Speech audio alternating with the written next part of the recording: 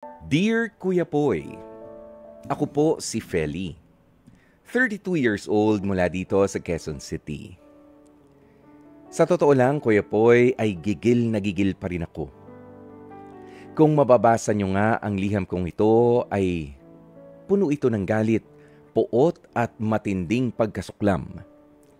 Pero kahit na nasaktan ako ng sobra, ay masasabi ko na nasa akin pa rin ang huling halakhak. Sabi kasi ng mister kong magaling ay maa-assign daw siya sa Cebu branch for a month ng kanyang pinagtatrabahuhan.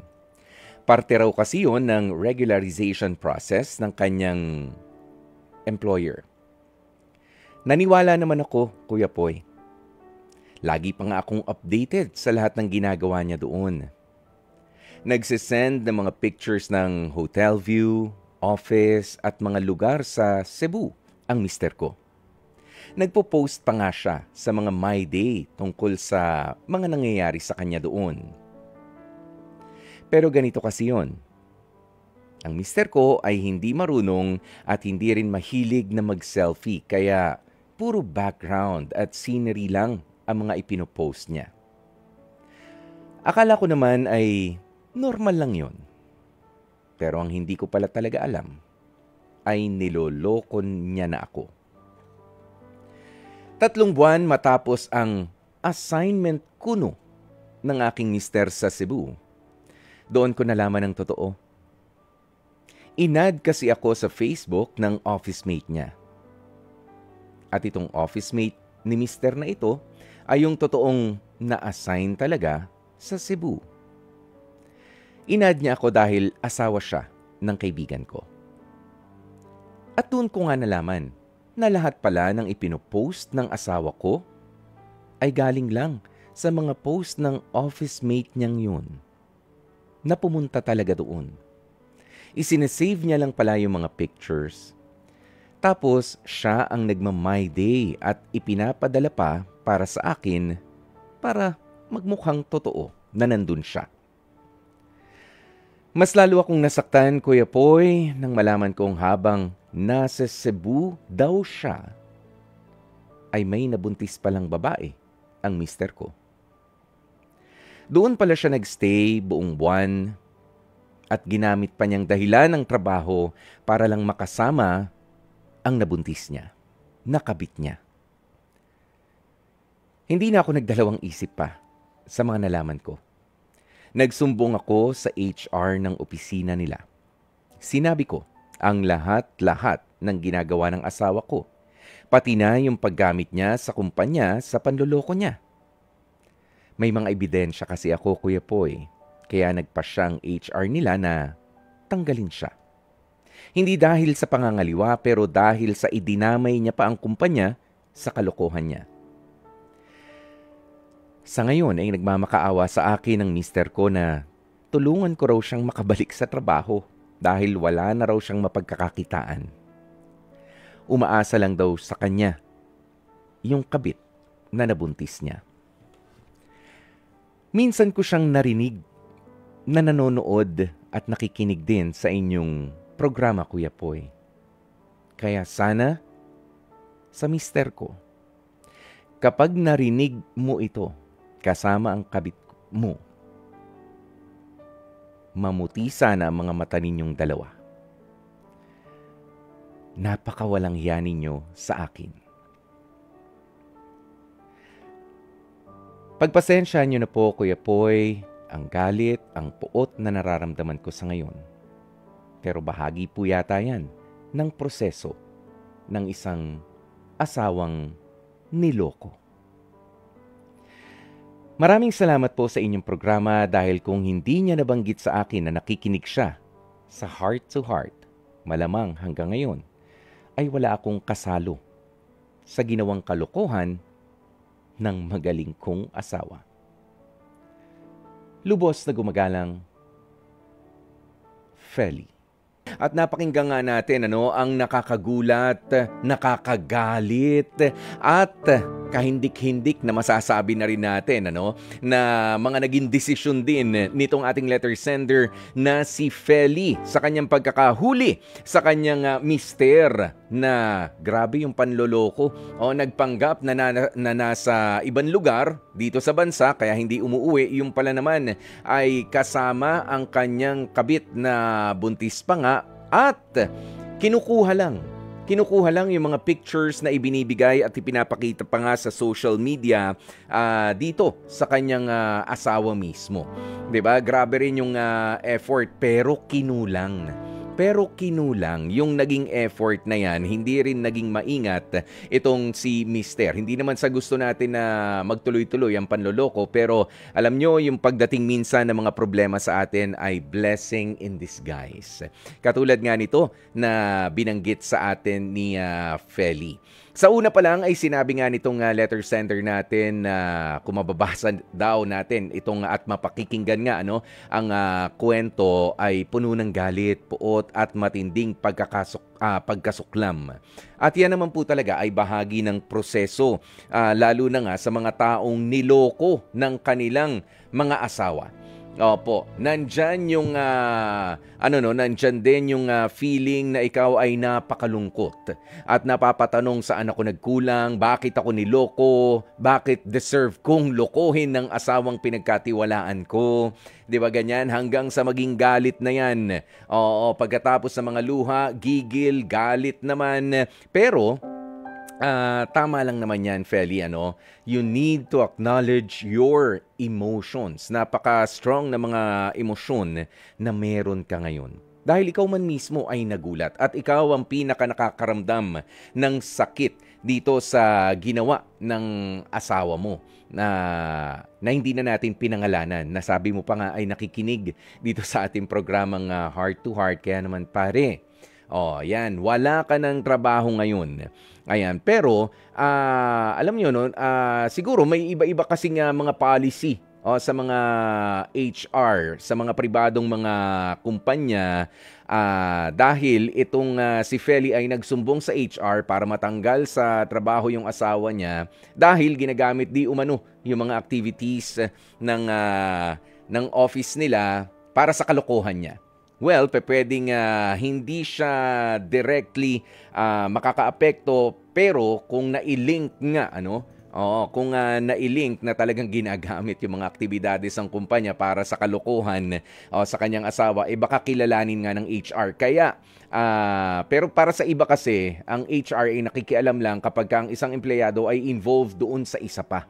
'Di ba? Usually ganyan yung kapag yung isang may asawa ng empleyado ay involved doon sa kasamahan niya, doon mismo. Ayan, medyo papagitna diyan lalo na kung merong company policy. 'Di ba? Magkakaroon ng mga disciplinary action ang HR natin. Pero dito, dahil yung asawa ay isinumbong sa HR na merong kabit at ginagamit yung mga pictures o kung ano paman ng kumpanya nila, pwedeng yun nga ang naging grounds kung bakit naalis din itong si Mister. Nga lang, ang pinagtataka ko naman dito, siguro kay Mister, nakikinig ka rin naman ngayon pare, ba't hindi mo i-contest doon sa opisina ninyo? Kasi doon yung tamang ba't ka makikiusap kay Feli? I-contest mo na lang doon yung kung ano man ang apila mo. 'Di ba? Makipag-usap ka. Pero kapag ganyan naman, na misis mo na mismo rin ang humarap doon sa opisina ninyo at humiling ng ganitong aksyon against you, 'di ba? Sa spouse mismo, sa'yo na asawa, may mukha ka pa talagang ibabalik? O sa tingin mo ba ay meron ka pang career na babalikan doon sa trabaho na inalisan mo, na pinagtanggalan mo? 'Di ba? Kung ang iniisip mo sa ngayon at pinapakiusap mo sa asawa mo na ibalik ka dahil ikaw lang inaasahan nung nabuntis mo na babae, pare, I don't think magwo-work 'yan. Kasi nanloko na kayo tapos nakikiusap ka pa na sana maibalik sa akin yung trabaho ko para naman may pantustos ako dito sa kasama ko na nanloko sa'yo. Teka lang. medyo sintonado yata kung kumbaga sa isang kanta, yung kahilingan mo. At kung yan ang sinasabi mo nga dito kay Feli. O kasi parang ganyan ang binabanggit mo kay Feli. O na tulungan ka naman, kausapin yung HR, mabalik ka sa trabaho dahil ikaw lang inaasahan nung kabit mo. Teka lang. 'Di ba? Ikaw ang baliktarin natin ang sitwasyon. Si Feli ang nanloko. Siya ang nagtatrabaho. Nabuntis siya ng ibang lalaki. Pinatanggal mo. Tapos makikiusap si Feli na ibalik siya sa trabaho dahil walang trabaho yung lalaki nakabuntis sa kanya. Payag ka? Diba? Teka lang. Gumawa ka ng paraan na lang. Ito for humanitarian reasons. Ayan. Hindi natin mapipigilan ang paglaki ng tiyan at ang paparating na panganganak ng nabuntis mo, pare. Payong lalaki na lang sa lalaki. 'Di ba? Panagutan mo 'yan. 'Di ba? Panagutan mo yang nabuntis mo, 'di ba? Dapat kasama ka sa sarap. Napasobra pa nga yata sa sarap kaya nabuo. Ayan. Dapat samahan mo rin yung babaeng yan sa hirap. Ngayon, meron ka pang isang mas mahirap na problema. Kung ako sa'yo, kakausapin ko ang asawa ko na si Feli, ang ating letter sender ngayon, para, kumbaga ay medyo mapababa ang kaso mo dahil pwede ka pa niyang kasuhan. Ang nawala lang sa'yo ay trabaho. Papaano kapag wala ka na talagang pagkakataon na magtrabaho at kasuhan kayong dalawa ng kabit mo ng adultery at concubinage?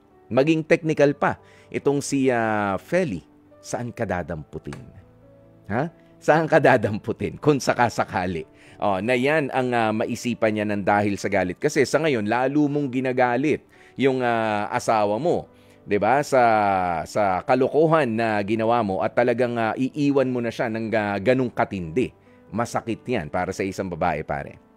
Okay? Kaya naman kung ako sa'yo, wala kang ibang choice kundi ayusin ng sabayan hanggang sa makakaya mo yung dalawang problema na ginawa mo sa dalawang babae na yan. Sa kabit mo, nabuntis ngayon, nagdadalang tao, wala rin trabaho, ikaw ang inaasahan, maghahanap buhay ka. May responsibilidad ka rin para doon sa asawa mo na si Feli at hindi na lang nabanggit dito pero kung may mga anak kayo, kailangan din na mag-provide ka para sa kanila. Dahil kung hindi malayo talaga na mas bumigat pa ang kaso mo at mawalan ka nga ng pagkakataon pati ang kalayaan mo ay mawawala. Pwede ka maipakulong nang dahil sa ginawa mo, mister, hindi na kasi pinangalanan dito ni Feli, 'di ba? Kaya sa ngayon, makipag-usap ka dito kay Feli. Hindi ko sinasabi na makipag-ayos ka, makipag-usap ka. Ano bang pwede nating gawin? Walang win-win situation dyan. Walang dyan sa pinasukan nyo, pare-parehas kayong talunan. Pero ikaw naman, Feli, ang paalala lang sa'yo, yes, kailangan maramdaman natin ang sakit. Kailangan iiyak mo yan. Huwag mong kimkimin. Yung galit, kailangan mailabas mo yan. Pero, kailangan na bantayan mo rin ang iyong sarili. Katulad nga kanina, di ba, nagbibiro nga tayo kapag ka nagalit, wag naman sobra-sobra at baka ikaw ay magkasakit. Ma-stroke ka na dyan, ma-heart attack ka na dyan, mas malaking problema. Di ba? Yung pagkalungkot, hindi yan maiiwasan, lalo na nga sa ganitong klase ng mga problema na dumarating. Kailangan na wag din tayong maging pabigla-bigla sa ating mga aksyon. 'Di ba? Na hindi tayo makasakit ng pisikal o kung sa papaanong paraan din sa ibang mga tao, lalo na sa mga walang kinalaman ng direkta dito para sa mga anak ninyo. 'Di ba? Ingatan natin ang mga salita na lalabas sa ating bibig. Yes, alam natin na meron tayong pamilya na nasira ng dahil sa kalokohan ng isa sa partner natin, pero responsibilidad pa rin natin sa kung papaanong i-maintain yung respeto para sa isang tatay, para sa isang nanay, lalo na sa harap ng mga bata na naiipit dito sa gulo ng kanilang mga magulang. And also, kay Feli at sa mga katulad ni Feli, please focus on self-care. 'Di ba? Bahagi ng self-care nga yung paglalabas ng pag-iyak, paglalabas ng galit, kasama po 'yan. Kailangang i-release 'yan, hindi pwedeng kimkimin 'yan. Pero isama rin natin dito, kumain naman po kayo ng tama. Wag naman yung kulang na kulang at wag din naman yung sobrang sobra. 'Di ba? Mga practical na mga bagay. Oo, magpahinga, matulog. Kasi yung iba nahihirapan na matulog kapag ganito, kaiisip ng solusyon sa problema. 'Di ba? At makipag-usap ng tungkol sa ibang bagay din para mapaunlad ang sarili mo. Halimbawa, kung may trabaho ka, makipag-usap ka lang. O hindi yun laging yun at yun na lang yung ibinabalik mo, yung problema mo sa pamilya o sa asawa mo. Hindi yun ang dapat na iniisip mo. I-improve mo yung sarili mo. Mag-exercise ka, makipag-usap ka. Okay lang tumawa kahit na merong problema, walang masama dyan. 'Di ba? Paminsan-minsan makipag-usap sa ating mga kapamilya, sa ating ding mga mapagkakatiwalaan ng mga kaibigan. And please, huwag nyo nang dagdagan ang problema sa pagpo-post sa social media. Lalo't marami ang makikisawsaw. Yung iba po dyan, kapag ka nakisawsaw pa sa social media, hindi ka na nga kilala, wala pang pakialam yan sa kung ano ang mararamdaman mo. Yan yung sinasabi ko rin kanina na huwag tayo maging pabigla-bigla sa ating mga aksyon. Lalo na nga kung merong mga maiipit, mapapahiya, masisirang mga pangalan ng mga bata rin. 'Di ba? Naintindihan natin, galit ka niloko ka, nasa iyo ang huling halakhak, sabi mo pa nga, Feli. Oo, pero wag naman natin kalimutan sa ating paghalakhak na baka may mga bata, mga anak mo mismo na pinagtatanggol mo, ang silang maiipit, pagtatawanan at tutuksuhin. Papaano kapag hindi nila kayanin yung pressure? Ikaw kaya mo. Oo, papaano kung sila? Papaano kung ang mga magulang na wala namang kaalam-alam sa kalokohan ng anak ng asawa mo mismo? Na mababait halimbawa ng mga tao. 'Di ba? Kawawa rin. O kaya hangga't maaari mag-usap kayo mag-asawa, ano ba ang gagawin ninyo sa nangyari sa inyong marriage, and then diyan pa rin naman natin makikita na yung hindi ko sinasabi na maghiwalay na ng maayos. It's just that dahil sa kayo ang nagsama diyan, kayo ang magdidesisyon kung aayusin ba ninyo o magpapaalamanan na. Yun naman ang mahalaga diyan hindi pwede na nandyan lang yan, nakahang. 'Di ba? Hindi pwede na, diyan ka muna, dito ko. Tapos pagka naisipan ko na lang, tsaka natin na pag-usapan, tapos pinag-awayan ng mga properties kung meron man. 'Di ba? Na i-broadcast na sa kung meron man. Nagkasakitan na, 'di ba? Ganon hindi. Kailangan mag-decide din kayo once and for all sa pamamagitan ng inyong pag-uusap ng masinsinan mag-asawa, kahit pa nga galit na galit ka, kailangan mong harapin para alam ninyo ang inyong mga magiging kilos. Para doon sa inyong mga responsibilidad sa inyong mga sarili at sa mga taong maapektuhan ng pagdidesisyon ninyo kung magpapatuloy pa ba ang relasyon, magpapatawad ka pa ba, or hindi na, tatapusin na natin, tutuldukan na. Kaya dito na rin po natin tutuldukan ang usapang ito, Feli. Sana nga ay hindi naman natin minamadali. Mahirap din talaga ang ganitong klase. Ina-acknowledge natin yan. Pero sana doon sa proseso ay wag tayong magkasakitan ng husto. At mabigyan sana ng kalinawan ng inyong kaisipan. Hindi lang kay Feli, kundi dito sa iyong mister na nagkamali rin sa kanyang mga desisyon sa buhay. Mga kapatid, dito tayo sa totoo. Dito na tayo sa True FM. Mag-subscribe at mag-follow na sa social media accounts at True Network PH sa FB, Instagram, X na dating Twitter, YouTube, TikTok, and podcast.